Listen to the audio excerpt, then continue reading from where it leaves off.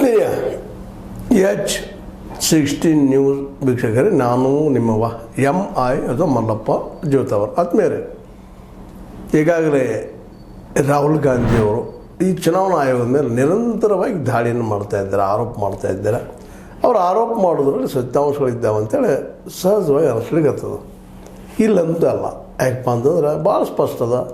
17C form ತೋರಿಸೋದಾಗಿರ್ಬೋದು, CCTVಯ footage ತೋರಿಸೋದಾಗ್ಬೋದು, ಅದ ಲಿಸ್ಟನ್ನು ತೋರಿಸೋದಾಗ್ಬೋದು, ಮತದಾರ ಲಿಸ್ಟನ್ನು, ಇವುಗಳೆಲ್ಲ ಸರಿಯಾಗಿ ಒದಗಿಸಿದ್ರೆ ತಾವು ಪ್ರಾಮಾಣಿಕಿದ್ರೆ ಒದಗಿಸ್ಬೇಕಾಗಿತ್ತು. ಕಾರಣ ಏನೋ ಹೇಳವರು ಚುನಾವಣಾ ಆಯೋಗದವ್ರು ಹೇಳ್ತಾರೆ, ಇಲ್ಲ ಮತದಾನದ ಗೌಪ್ಯತೆ ಹೋಗಿತ್ತು, ಮಾಡ್ತಿತ್ತು, ಹಾಗೆ ಹೀಗೆ ಏನೋ ಒಂದು ಕಲ್ಪಿತ ಅಂದ್ರೆ ಅಡ್ಡಿ ಇಲ್ಲ.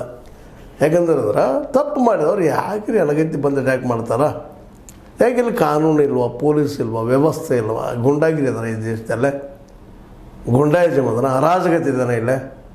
ಯಾಕ್ರಿ ಚುನಾವಣಾ ಆಯೋಗ ಅವೆಲ್ಲ ಸಾಕ್ಷಿಗಳನ್ನು ಮುಚ್ಚಿಡ್ಲಿಕ್ಕತ್ತದ್ರಿ, ಅವಕಾಶ ಕೊಡ್ತಾಯಿಲ್ಲ. 75-80 ಲಕ್ಷ ಮತಗಳು ಬೋಗಸ್ ಆಗಿದೆ ಅಂತ ಅವ್ರು ಹೇಳ್ತಾರೆ, ಆರೋಪ ಮಾಡ್ತಾರೆ. ಇವತ್ತು ಕರ್ನಾಟಕದ ಒಂದು ಕ್ಷೇತ್ರದಲ್ಲಿ, ಸಂಸದೀಯ ಕ್ಷೇತ್ರದಲ್ಲ, 100ಕ್ಕೆ 100ರಷ್ಟಲ್ಲೇ ಮತದಾನದ ಖಗೋಲೆ ಆಗ್ಯದಪ್ಪ, ಯಾರು ಹಾಕಿದಾರ ಅಂತ ಹೇಳ್ತಾ ಇದೆ.